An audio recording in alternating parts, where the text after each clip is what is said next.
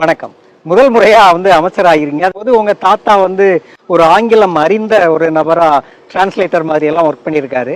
அப்பா தீவிரமான திராவிட இயக்க பின்னணி, பெரியாரோட நண்பரா இருந்து அவரோட கொள்கைகள் பின்ன கலைஞரோட விசுவாசியா இருந்து அது ஒரு பெரிய டிராவல். 6 தடவை போட்டிட்டு ஒரு தடவை தான் ஜெயிக்கிறாரு. அந்த ஆட்சியும் டிஸ்மிஸ் ஆயிடுது. அது ரொம்ப இன்ட்ரெஸ்டிங்கா இருந்தது.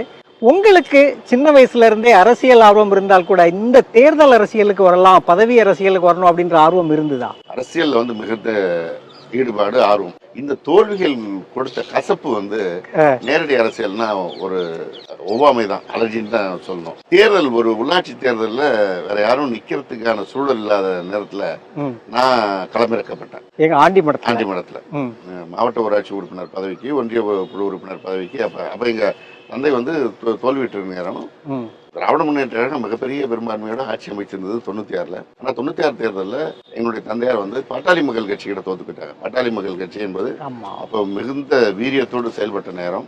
அதுல எங்கள் தொகுதியில அதிமுக போட்டியிடாம காங்கிரஸ் போட்டிட்டு அவர்களுக்கு உள்கையா வேலை செஞ்சு கேப்சரிங்லாம் போய் இதெல்லாம் தலைவர் கலைஞருக்கு தெரிஞ்சதுனால தான் பிறகு என்னுடைய தந்தையார் நாடாளுமன்ற மேலவை உறுப்பினராக கொண்டு வந்தாங்க.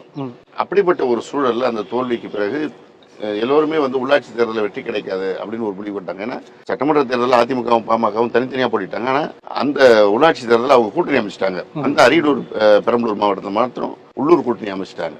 அதனால அந்த கூட்டணி எடுத்து வெல்ல முடியாதுங்கிற ஒரு சூழல்ல எல்லோரும் தேர்தலில் தயக்கத்தோடு இந்த நேரம். அது என்னுடைய தந்தையார் அந்த இடத்துல நிற்கிறதா இருந்தது. ஆனா அந்த பொறுப்பு கூட்டணிக்கு போய்விட்ட காரணத்தினால என்னுடைய தந்தையார் நிக்கல. அப்ப அந்த இடத்துல யார் நிக்கிறதுன்னா எல்லாருமே அவரே நிக்கலன்னா அந்த இடத்துல நம்ம நின்னா வெற்றி பெற முடியுமான்னு ஒரு தயக்கத்துல இருந்த நேரத்துல நான் அந்த இடத்துக்கு நிற்க வைக்கப்பட்டேன். அப்படிதான் என்னுடைய தேர்தல் பயணம் துவங்கியது. அரசியல் பயணம் சிறு வயதிலிருந்து மாநாட்டுக்கு போறது, கூட்டங்களுக்கு போறது, பொதுக்கூட்டத்தில் கலந்துக்கிறது. அப்பெல்லாம் பொதுக்கூட்டம் நடந்தோம்னா பொதுக்கூட்டத்தில் பேசுற பேச்சாளர்கள் எல்லாம் ஒன்றிய செயலாளர் இருந்த எங்க வீட்டுலதான் சாப்பாடு சமைக்கப்படும். அவங்க அங்க சாப்பிடுவாங்க. அவங்க மாத்திரம் இல்ல, பொதுக்கூட்டத்துக்கு திராவிடர் கழக திராவிட முன்னேற்ற கழகம் பொதுக்கூட்டத்துக்கு வந்த தோழர்கள் எல்லோரும் அங்க தான் சாப்பிடுவாங்க. ஒரு 200 பேர் சாப்பிட்டுட்டு போற அளவுக்கு வீட்டுல அப்படிதான் கட்சிக்காரங்களோட ஒரு நெருங்கிய பழக்கத்தோட வளர்ந்தவன். ஆனா நீங்க சொன்ன மாதிரி தேர்தல் அரசியல் தயக்கத்துல இருந்தவனுக்கு இந்த சூழல்ல உள்ள வந்தேன்.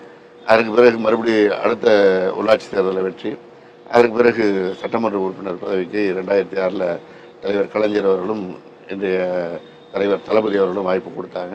அதுக்கு வெற்றி. அப்படி தொடர் பயணம் இன்றைக்கு மாண்புமிகு தமிழ்நாடு முதலமைச்சர் அமைச்சர் வாய்ப்பை எங்கள் மாவட்டத்தில் வழங்கினது பெரிய விஷயம். எங்க மாவட்டம் எல்லா விதத்திலையும் பின்னங்கியே இருந்துரும்.